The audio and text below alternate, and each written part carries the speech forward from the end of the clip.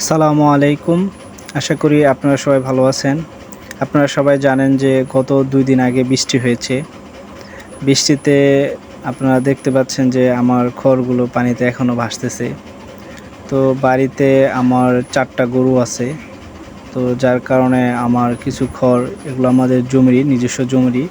কিন্তু এগুলো আমি বাসায় নিতে পারিনি। বৃষ্টিতে আমার অনেক ক্ষতি হয়েছে, যেগুলো আমি এর আগের ভিডিওতেও আপনাদের দেখাইছি। তবে আমার গবাদি পশুর খাদ্যের ব্যাপক ক্ষতি হয়েছে। এখন পর্যন্ত জমির পানি শুকাচ্ছে না। এখন এত খড় আমি কিভাবে শুকাবো সেটা নিয়ে আসলে বিপাকে আছি।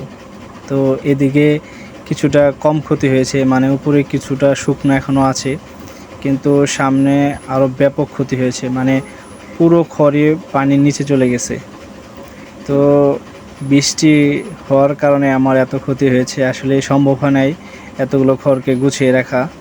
মানে আপনার কেটে শুকা দিছি, পরবর্তী সময়ে আর কি বৃষ্টি আসছে।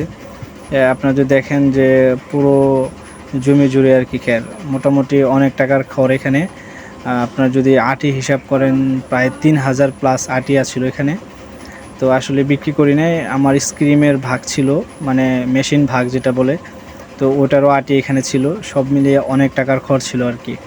তো সবাই দোয়া করবেন যাতে এই গবাদি পশুর খাদ্যগুলো আর কি শুকায়, যাতে ওদের জন্য কিছু খাদ্যের ব্যবস্থা করতে পারি। তা নাহলে দেখা যাবে যে সারা বছর মানে গরুর খড় কিনতে আমার অনেক টাকা লস হয়ে যাবে। সবাই ভালো থাকেন।